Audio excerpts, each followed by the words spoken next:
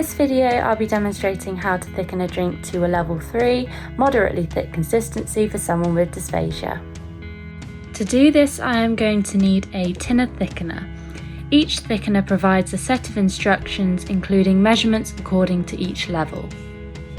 For this demonstration, I will be using a measuring cup to measure out my liquid, which you can see I have filled up with some squash.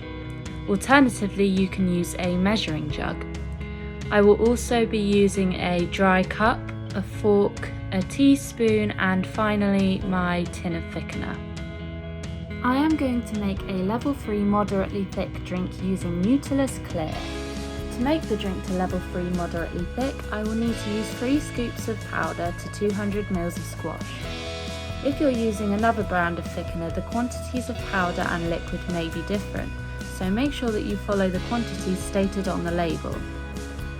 So I'm going to measure out 3 flat scoops of powder and pour this into a dry cup. It's really important to make sure that the cup is dry because as soon as the thickener comes into contact with liquid, it reacts instantly.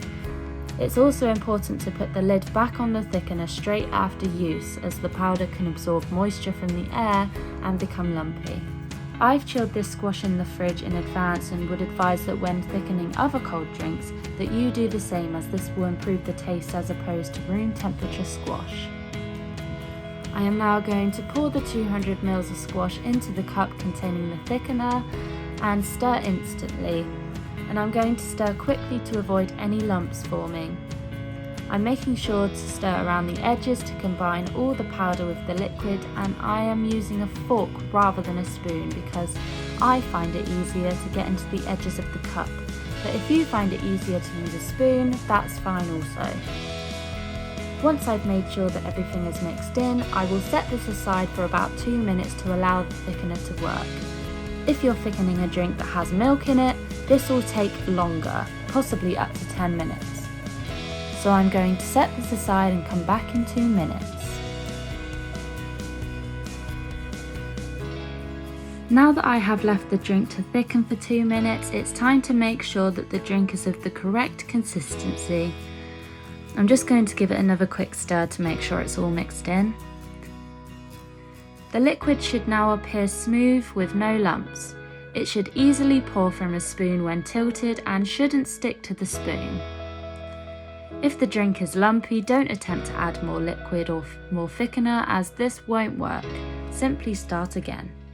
You can try these thickening methods with any drink, however some drinks are going to be more suitable for thickening than others. For instance, a thickened hot chocolate is going to taste more natural than a thickened cup of tea. If you're thickening cold drinks such as fizzy or squash, these are best served chilled. And if it's a hot day and you fancy an iced lolly, this is still possible. A normal iced lolly wouldn't be suitable for someone with dysphagia because as it melts in their mouth, it reduces back to a thin liquid. So to make this suitable, you simply thicken the fruit juice to the level that you need, and you pour this into an ice lolly mould and freeze it. And then as your ice lolly melts, it melts back to the thickness that it was before freezing. If you like this video, follow us on Facebook where we post regular updates on our training courses, and we share lots of useful and interesting information such as patient stories and recipes that pass these IDDSI tests.